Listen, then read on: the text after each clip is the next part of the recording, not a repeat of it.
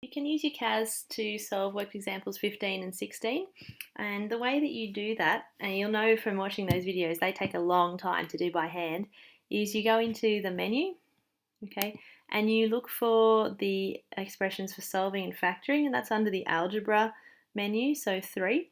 You can remember that because you're looking at equations, so they have an equal sign. And what you need to do is go down to the arrow at the bottom, go down to complex. So complex is C. So if you want to put this in straight away, you just go 3 for algebra, C for complex. You can see triggers above here too. That's useful for the expand.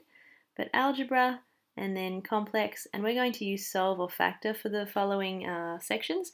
We don't really need zeros. You can get zeros from the solutions or the factors. So for worked examples 15 and 16, they were about factorising. So we're going to use factor. It's called C factor, C for complex. And if we have a look at the first example that was in example 15, we had z squared plus 9. Put after that a comma so that you know what you're factorising with respect to, so it's z, and then push enter. And you can see straight away that we get the factorised form with our two linear factors for that quadratic, and they've got their complex conjugates there, plus and minus 3i. So we can do another one. You can also just type in C factor if you want to. It has to have the capital F. And we'll do the second one. It was z squared, oops, plus z plus 3. Factor it with respect to z. And you can see straight away here, you've got your factors. It's actually put the 2 in here as well. And I think when we did this by hand, we factored the 2 out the front. But you can see there it had that root 11 and the fraction at the front here. Okay, so C factor is really, really useful for factorisation. You can also use that for the other examples in worked example 15 to check your answers. You might find that they don't look as nice as the ones that you have by hand because, for example, here they've put the 2 in.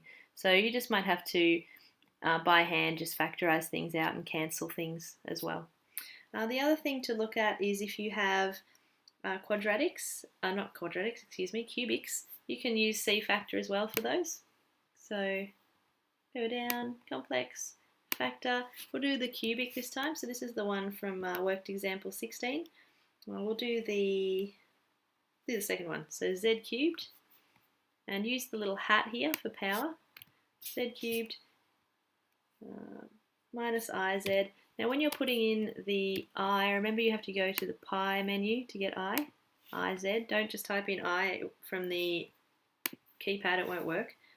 And then minus 4z plus 4i. So putting in everything. Okay, we're going to solve that for z. And you can see this is the last example that we did, and you've got those 2 real factors, the z plus or minus 2, and that imaginary factor z minus I. So it's really, really useful using the CAS for 2 things, either to check your answers after you've done all your working, check out if you've got the right answer, or if you have if you're in a situation where you can use the CAS, definitely use it. A lot less work than doing these factorizations by hand.